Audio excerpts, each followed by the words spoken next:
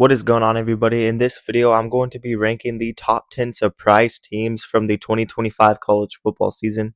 These are 10 teams that just did better than most expected, and these are 10 teams that I personally did not expect to succeed this much in football this year. So without further ado, let's get right into it, starting at the bottom at number 10. I do have North Texas on here. They're the only Group of 5 team I have on here. They were a surprise because the previous season before they went 5-7.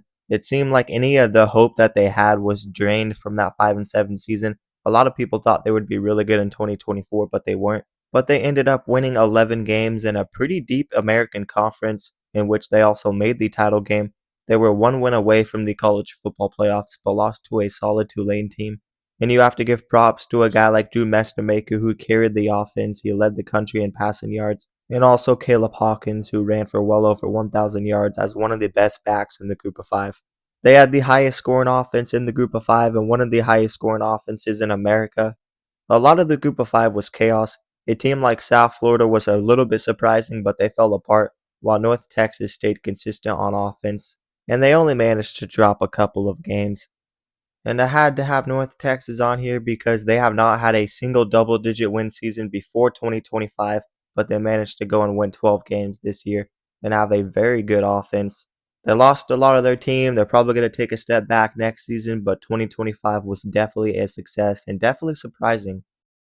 At number 9, I have Houston. They really had a solid year, and they ended the year with a bowl win over LSU. They ended the year with a 10-win season. I knew Willie Fritz had the potential to do great things with this Houston team, as they went 4-8 the last two seasons. They showed improvement last season, though. The defense definitely improved in numbers. They had a couple of games that they lost that they fought in, and they had an upset as well. But Willie Fritz went and used the portal, got himself a good quarterback and a good running back. They managed to have a very solid year in 2025 and take that step forward, winning 10 games on the year. Houston was a pretty consistent team at the Group of 5. They had multiple 9+ win seasons in the American and also the Conference USA before they went to the American. But a lot of people didn't expect them to succeed this early in the Big 12, especially knowing that they went 4-8 the two previous seasons. But give props to Willie Fritz. He's one of the more underrated head coaches in the nation, and his track record shows. Just look at what he did at Tulane. He's going to be a guy that keeps this Houston team competing for bowl games every year and maybe even for Big 12 titles in the future. 2025 was definitely a surprise season. The defense was pretty solid again, and they deserve the credit. At number 8, it shouldn't have been a surprise, but I think BYU surprised a lot of people this year. Kalani Sitake has had a bunch of double-digit win seasons, but doing it at the Big 12 is definitely different, and they had some turnover. They lost Jake Retzlaff and some good players to the portal. So they certainly had some adversity to face, and the Big 12 is a whole different level, but they managed to win 12 games this season, including a bowl win over Georgia Tech. Their only two losses came to a solid playoff team in Texas Tech. BYU is just a very well-disciplined team, and when you have the culture in this landscape and a roster that plays together, they are tough to beat. Sitake has been in the business for a while. They had some good retaining players, and they managed to reload as well with bringing in a quarterback like Bear Bachmeier. He got the job done and honestly might have been an upgrade from Jake Retzlaff, as he was a gritty quarterback for them. With BYU's past success, it shouldn't have been that big of a surprise, but this was definitely a good season and surprising to some people, and that includes me. Wake Forest had a big surprise season. A lot of people were not expecting them to have a big turnaround in year one under Jake Dicker, but that is exactly what happened. Wake Forest went and won 8 games in the regular season, got their 9th win, exposing the SEC, and Wake Forest was just a disciplined and well-coached football team. The defense was one of the best in the ACC. As surprisingly, the defense took a massive step forward. They just played better football, they tackled better. Jake Dickert made a year one impact at Washington State. He did the same thing at Wake Forest. This is a team that had multiple losing seasons, finishing dead last in the ACC. But they had the 4th best defense in yards per game in the ACC this season.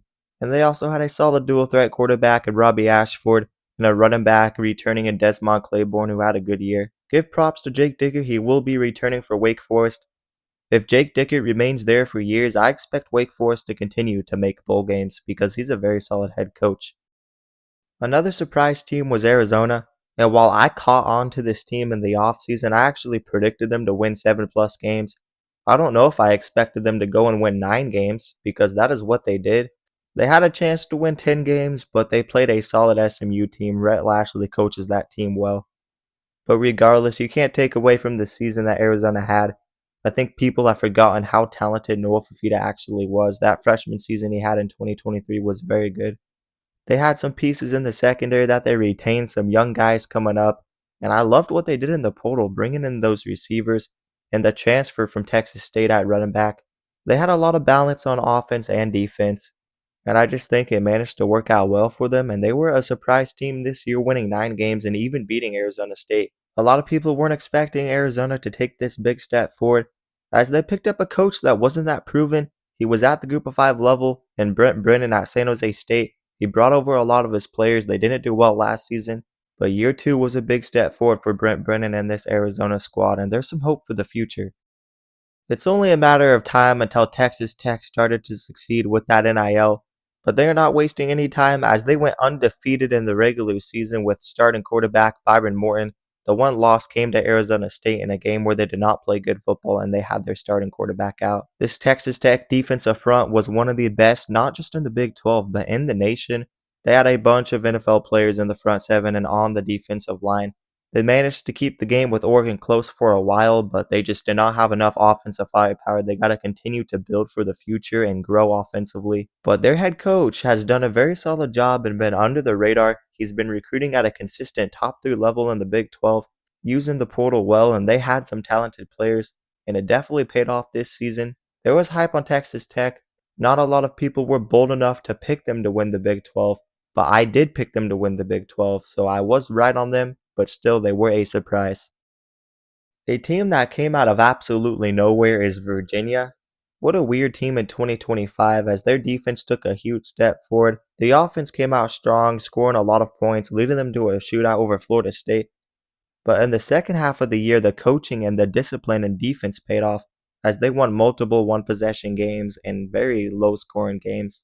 Their defense remained strong and led them to the ACC title, in which they did lose the rematch to Duke, but I don't think anybody really expected this team to take this big step forward and win 10 games. Their head coach Tony Elliott hadn't made a bowl game before at Virginia. He was there previous seasons, and he was in the hot seat heading into this season. But they got the right pieces, the run game was strong, and Chandler Morris was a good pickup at quarterback. And they show that this is not a afterthought team in the ACC anymore. They are here to play and win football, and they beat Missouri, an SEC team, in the bowl game. Give props to this team, and it was a great season, definitely a surprise season. While I was expecting Oklahoma to be better this year and be one of the more underrated teams, I don't think a lot of people expected them to go and make the playoffs and win 10 games with the schedule. I know a lot of the teams on the schedule weren't as good as people thought, but they still had a brutal schedule. They managed to beat Alabama as well. They had a very strong defense and a quarterback who fought all year long in John Mateer. He kept them in games, he took them out of games as well. But honestly, without John Mateer, I don't know if they would have got the job done because there are games where he needed to step up, games against Michigan early in the season, and games where they needed his running ability and his playmaking. No, he wasn't perfect, but he was also battling a hand injury. Oklahoma has a great foundation. Their defense is very strong, and John Mateer is returning for next season, so they have huge potential. But regardless, going to the college football playoffs in 2025 was a big step forward. I think it definitely was a surprise season to some people. Definitely need to work on getting some better receiver options, but more importantly, running the football. Vanderbilt was very surprising this season, and I said they would be better this year and they were going to surprise some people. But I would be foolish if I was saying I would expect them to go and win 10 games with the schedule that they had. And I did not think Diego Pavia would go and shock the world and be a Heisman finalist, but that is exactly what he did. I don't know how they're going to replace Diego Pavia. He was definitely a dynamic playmaker. He really boosted that offense, and he was a great leader. But seeing Vanderbilt almost making the college football playoff in 2025 is pretty crazy to see, as they are the bottom feeder in the SEC over the last decade or two. Maybe the SEC isn't as dominant as it was before. They lost to Iowa, getting a bit exposed in that bowl game. But still, this is Vanderbilt we're talking about, and this is their first 10-win season in school history. Give them credit where they deserve it. And finally, this is probably the biggest surprise of the 2025 season, and that is the Indiana Hoosiers, who are due to win a national title. if they haven't already as of the making of this video. I think they're going to beat Miami in pretty dominant fashion. Maybe it's a two-score game, but I don't see them struggling that much. But what Curt Cignetti has done is absolutely phenomenal, and we'll never see it again. Just 2 seasons ago, this was the losingest program in college football history. Now he's got them on track to have the greatest season in college football history, going 16-0, being the only team to ever do that. It's like video game numbers, it's unthinkable. Fernando Mendoza just happened to be the perfect fit. They just happened to pick up the trench play, just happened to be elite and really be the foundation of this team. They go and beat a historical program in Alabama. They beat Oregon twice. They beat the undefeated national title reigning Ohio State Buckeyes. This is a team that wasn't talked about at all 2 years ago, but now they're the story of college football. And look, even if you thought Indiana would bounce back and possibly make the playoffs again, I don't think anybody saw this level of dominance in year 2 under Cignetti. Some people were writing them off as a fluke. I personally thought they would go 9-3 this year and be good again, but I did not think they were going to be elite. But they have shocked everybody, and this is a great story in college football. It's going to be interesting, though, to see how they do moving forward. We got to give Curt Cignetti the flowers. I don't think we should doubt him anymore, but if there is a time for Indiana to take a step back, it is certainly next season. And as of now, they have one of the most experienced teams in college football history. They have a bunch of 22 and 23-year-olds. So that definitely played a factor, and they are losing a lot of those guys. They will have to reload. Next year's going to be tougher, but we cannot take away from what Curt Cignetti has done for this team. But anyways, that will do it for my 10 surprise teams for 2025 in the college football season. You guys let me know what you agree or disagree with down in the comments below. Now let me remind you guys to like the video and also subscribe to the channel and turn on notifications so you never miss an upload. And if you guys love college football, then you'll love this channel because we upload a ton of college football content and we basically cover everything on this channel. So definitely consider subscribing and also consider checking out my socials down in the description below. But that is going to do it, guys, and peace out.